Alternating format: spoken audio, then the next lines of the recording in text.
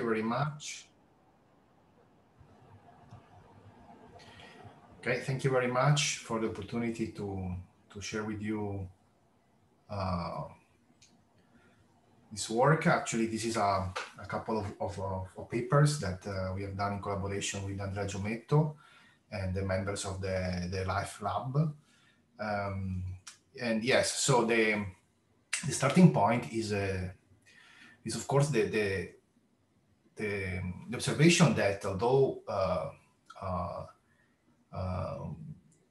ecological communities is thought to have a biodiversity that is strictly correlated to the number of available niche, and that is, for example, if you make two species compete, A and C, and there is just one resources, glucose, the species that will be better in actually grows with glucose will take over, and only one species can exist, and you can do experiment and show this kind of idea. I mean, this is the niche theory based on this part, but there are many observations where you actually have very large biodiversity, and nevertheless, I mean, there are only few resources that on which the species can rely on. So this is observed both in a natural ecosystem, for example, the plankton in the ocean, or also you can do very nice experiment taking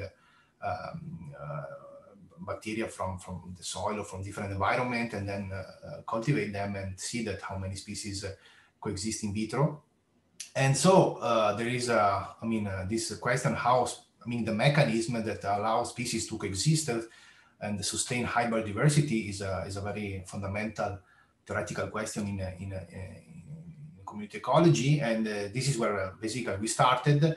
And classically, the model, one of the models that has been used to investigate such a theoretical question is the MacArthur model, or also known as a consumer resource model, where basically it's a set of a couple differential equations, and you have the species population, the N, that grows on some concentration, C, and the concentration, you can think that grows because of supply rate, an external supply rate, and then of course decrease because of some degradation rate, mu, and of course because species uptake resources, and they uptake the resources through these metabolites that are the alpha sigma I. So alpha sigma I is that the species sigma release metabolites so that it can uptake the resource I.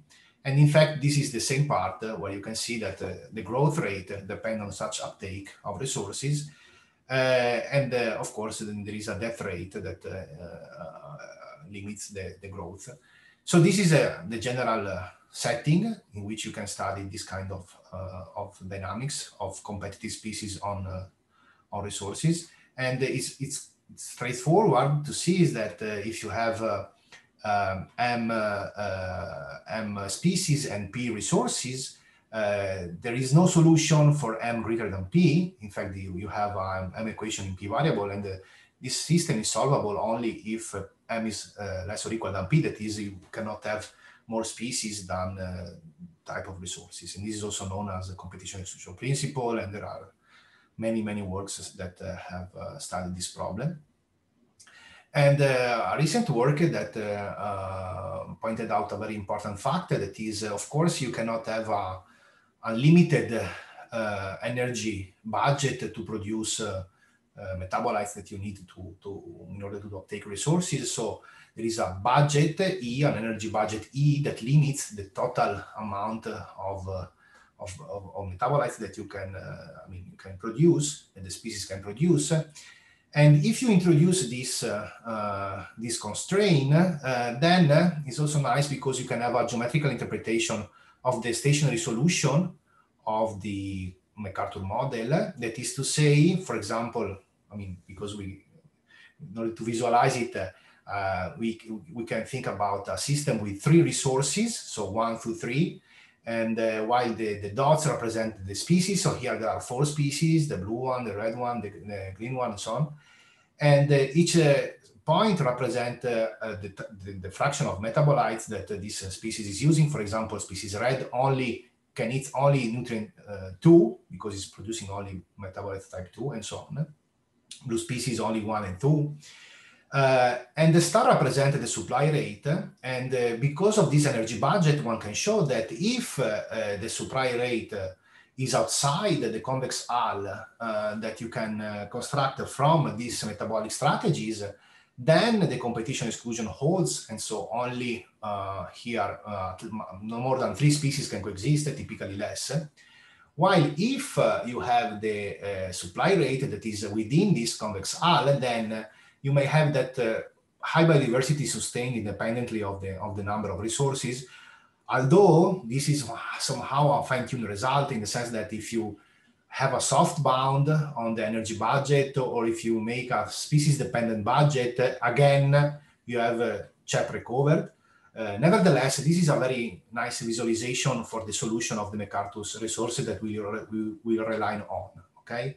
So dots are representing the species and the fraction of metabolites produced. And basically, in the classic resource model with the constant energy budget, you can have coexistence if the supply rate is inside. Otherwise, you observe extinction of some species. Okay, so actually, this highlights the importance of somehow metabolic how metabolic strategies affect somehow the coexistence of species. Indeed, there are many evidence that community structure is influenced by metabolism of microbial species. And of course, because the function performed by a species depends on the protein that is produced, and actually the balance between these functions depend on how the proteome of species are located, we want to try to bridge somehow this cellular scale with the ecological one. That is to say, how proteome allocation may affect species coexistence.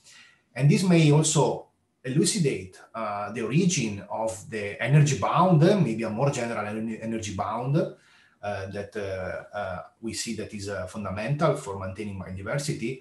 And also may highlight how allocation of the proteome affect the microbial communities. Okay, so these are the 2 main questions that we were interested to investigate. And so the framework for the proteome allocation is basically based on some experimental evidence that have been then translated in some phenomenological laws. So first of all, you can actually divide the total proteome in 3 big families. The housekeeping functions that are uncompressible, so the pq is constant. Then you have other 2 large families that are the pi, the fraction of phi pi is about proteins that are that need to nutrient uptake and metabolism, so mainly enzymes, and this can be variable, so this fraction can be variable. And also then you have the biomass, the fraction of proteome related to biomass synthesis, that mainly ribosomes, but not only ribosomes, that is also variable, although you have a small fraction of this part that is incompressible. So actually, you can this is a very important work of the group of Wa. They have observed that there are relation between the cell growth and basically the allocation of proteome in the P factor and in the P fraction and the R fraction. Okay, so this basically are the 2 main results of this work, that you can basically relate the growth rate of the species G with the allocation of both of ribosomal proteome and of the nutrient uptake part, so the P, and both of them are linear with basically 2 different constants. Rho is a conversion factor. This phi 0 is the uncompressible part of the ribosomal family, and this K2 are 2 basically. These are kind of speeds of the reaction, and of course you need to have also these constraints. That is that the sum of all the proteome allocated must be equal to 1. Okay, so these are basically the starting point of the framework that we are using to basically relate the growth rate of the species to the proteome allocation. In particular, we will focus on the nutrient uptake and metabolism fraction, so the phi p. Okay. So first of all, we need to generalize this framework for many resources. So the idea is now that you have R resources and S species, and each species can allocate basically its proteome with a different strategy. And this strategy is basically decides the amount of phi sigma 1, phi sigma 2 for the species sigma. And of course, we are going to make some assumption, and in particular, we are making the assumption that each resources contributes independently to the growth rate. So, and that the sum of all this contribution basically determine the total growth rate of the species. So this is the main assumption that we are considering. Again, that basically the growth rate associated to the uptake of the different resources in the system sum up to the total growth rate of the species. If we do this assumption, then we can, exploiting basically the constraint of the sum of all the phi to 1, we can write an equation only for the phi p, that is, so we omit the p, so this is just the fraction of the p sector of the species sigma to the resource I, and so this is constrained, okay, by this quantity phi sigma. That is basically, this is the new energy budget, but now we derive somehow this energy budget from this phenomenological law related to the proteome allocation. Okay. So now we can somehow rewrite the model of MacArthur, but taking in account this proteome allocation. In fact, we have that if we have these resources, these resources should be uptaken by the species, and the uptake rates are proportional to the amount of metabolites that are produced by the species for that resources. So if you sum up all these uptake rates, you have that you can have the total growth rate of the species sigma, and of course the net growth rate is the total growth rate minus the death rate Q, or also maintenance cost in this case. So these are basically the new MacArthur equation that we can write, but remember that then we have also these new constraints that arise from the fact that the proteome is finite. And one important point here is that because of this constraint, although phi sigma is fixed in time, we have that this function of the resource, you can think like this, for example, as the monofunction, this change in time. So in order to this quantity to be fixed, you have that the phi cannot be fixed in time, but they must change in time. That is to say, metabolic the proteome allocation related to the P sector is not a constant, but will change, okay? So this is the first important point here, is that we need to write some equation for the dynamics of the metabolic strategies. So our phi now, before the alpha. And the idea here is that we use a very simple adaptive framework where each species changes its metabolic allocation, so to maximize the total growth rate G sigma. So this is the simple equation. But of course, we need to also constrain this optimization, because we have that there is the constraint that is given by the phi sigma, the capital phi sigma here. So you have to optimize. So we do this optimization, but with constraint. And it can be shown that you can actually have a closed form equation for this optimization. So we found an equation for the metabolic strategies related to the P sector. that is the one that I'm showing here. But I mean, you can see that there are two clear terms. This is basically just the gradient in order to increase the growth rate, and then you have this term that is due to the constraint. So now we can look basically at the result, and remember that now again we can visualize the solution in terms of this simplex. In fact, after a proprietary scaling, we have the same kind of equation. Plus, we have this geometrical, this constraint that is basically related to the maintenance cost of the species, that the larger is the proteome allocation that one want to spend, the larger is the maintenance cost. The things that now change is that the phi are not fixed, but they can change. So the points here, the color of the points will not be fixed, but can change in time now. Okay, so now let's see the result of this new adaptive framework. First of all, we found that through this adaptive dynamics, we can reproduce some experimental evidence that is called the oxy shift. That is that the species, if you have one species with two resources and one of the two resources is preferred by the species, you find this bimodal kind of growth curve, because the species first use the best resources and then just after use the second resources. So this is a sequential use of the resources.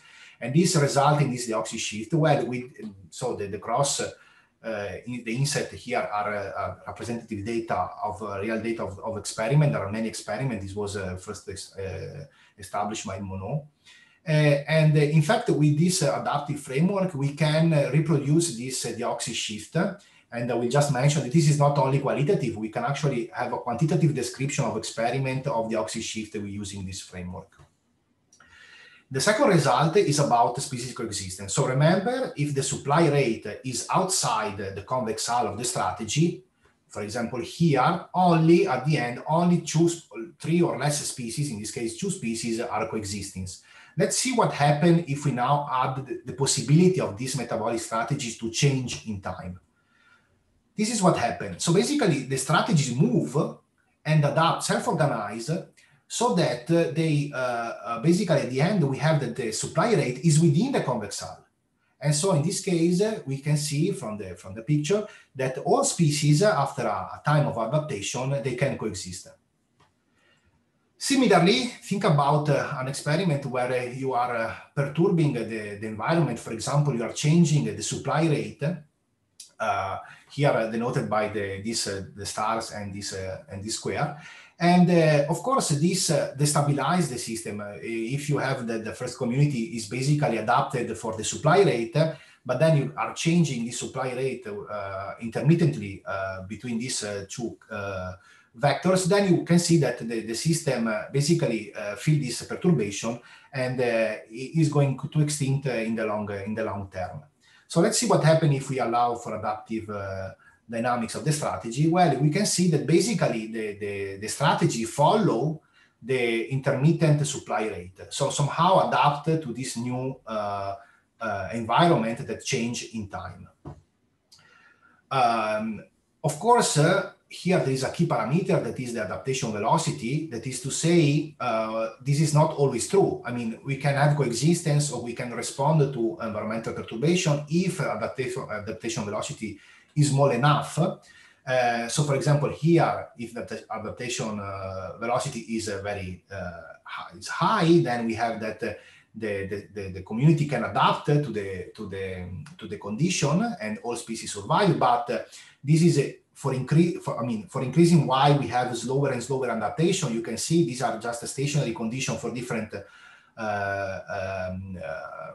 adaptation velocity. For low adaptation velocity, that is high y, we still go back, recover the fact that not all species can coexist. Okay, so adaptation velocity is an important role, and also supply rate is an important factor. In fact, we can see that if we put ourselves in a condition where the adaptation velocity is not fast enough in order to allow species to coexist, and so for example in this case we have that only two species are going to coexist in this case, but if we increase the supply rate, so the same we just increase the amount of supply rate. I mean the vector is the same, but we just increase we multiply everything for a scalar quantity, then we can see that for large enough supply rate, we have that the same community can coexist. Somehow, the intensity of the supply rate, the amount of supply act as the fact that the adaptation velocity is relative to the supply. And so somehow, if we increase the supply, then the community can adapt in this new framework. Okay, so just a I finished. I just want to mention that there is the possibility to do experiment with this kind of framework. So this is the experiment that actually Leonardo have performed on the oxy-shift, and we show that contrary to classic MacArthur model, we can actually fit this data through constraining the parameters of the model in biological range, and also that using this modeling based on proteome allocation, we can understand the outcome of competition through engineered bacteria. For example, here there are two strains. One strain is engineered so to produce proteome that is not useful for the system, and in fact, we see that if we do that, I mean the competition, it's disfavored in the competition for growth, and in fact, we can actually quantitatively describe this advantage or disadvantage in this case due to wrong proteome allocation. Okay, so concluding, I hope that I show that the proteome allocation in models of competitive community can give us new insight of the dynamics of the system, and in particular that the relation between proteome allocation and population dynamics is important to understand the high level of biodiversity. Of course, this is not the only factor, but we think that is one of the important factors. And also it's a starting point to relate the physiology of microbes and with the more microecological responses. And so this is like a bridging two fields in a sense. And finally, we show that maximizing the growth rate, it's a natural dynamics for the metabolic strategies. And in fact, this allows us to describe the oxy-shift and also suggest that change in this cellular property of the microbial species can self-organize so that the species can more favorably coexist. So thank you very much. And if there are questions, I will be glad to answer. Thank you, Samir. Yes, we do have some questions in the chat. So a question from Eric. He says he's utterly confused about the dioxy result. Dioxy normally results from a finite resource being consumed up as the population grows. But I thought that in this model, you have constant supply rates. So what is then causing a switch from one to another nutrient? So here there is constant supply rate, but at a certain point, because of species consumption, basically, so in that experiment, we have that the supply rate is just an instantaneous at the beginning, and then we switch it off. Okay, so S is not constant, but we have a initial supply of the resources, and then we turn off the supply of the resources. So the species first use and consume one resources, and then start and switch to the second. So you're right. This is something that I didn't explain. That is in that experiment, in order to observe this dioxy shift, we needed to not to have a constant supply rate, but just having a instantaneous supply rate at the beginning and then see the dynamics. Thanks for the question. Another clarifying question here. What time scale of community dynamics are we talking about? Ecological dynamics or evolutionary? Ecological dynamics. So here, everything that we have taught is about ecological time scales where species somehow have to respond at changing environment and in order to compete with the other species. So here we are not modeling ecoevolutionary dynamics, so there are no the effect of mutations, but this actually it's one of the directions that I think is very interesting to explore. I mean, how to incorporate this into an ecoevolutionary model and how to distinguish somehow adaptation in the change of strategies with some kind of the effect of mutation in the metabolic machinery. Another question, can you comment on the abundance distributions that result in these models? Do they tend to be widely distributed on a log scale? So on a log scale as a neutral theory? Yes, thanks for this question. So actually, I think I have the first one. Okay, so these are basically the distributions of the species. So this is a 20 species system, so it's not so large. So you can see that the distribution strongly depend on the adaptation velocity. Of course, if adaptation is very slow, then we have few species that survive, and so there is actually no broad distribution. But you can see the orange line. If adaptation is fast enough, then you can really see that the distribution of the stationary species, the stationary abundances of the species are follow somehow this log kind of log series distribution. Thank you. I actually had also a question myself here to follow up. So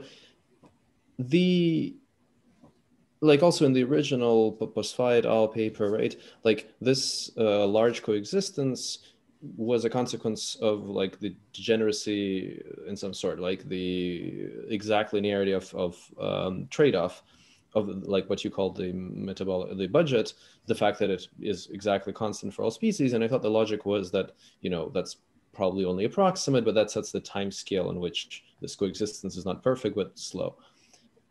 So in your case, that is still like you have this more refined view through kind of proteome allocation, but there's still this assumption of exact degeneracy in some sense, right?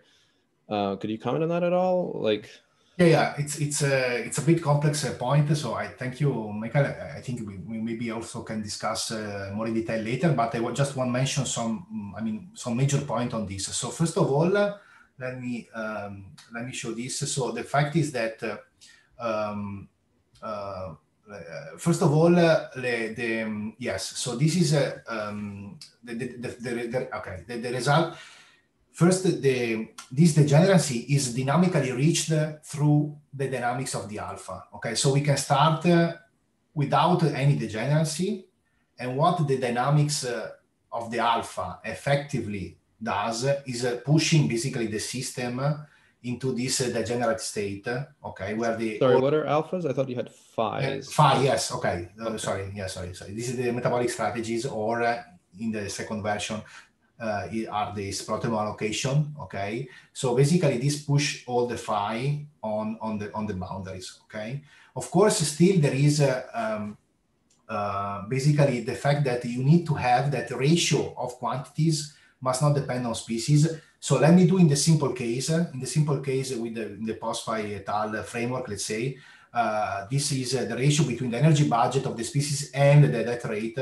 So this should not be depends on the species, okay? And in this case, we can think that this can be just you can understand this if you think that there is only one major time scale in the system, and this is somehow you can connect this idea with the metabolic theory of ecology. So you can basically rescale every quantity like the death rate and the metabolic budget in terms of the mass of the species. If you do that, so if you believe in this kind of scaling, then you can observe that then you will end up with just one characteristic time scale for each species. Okay, so this is the idea.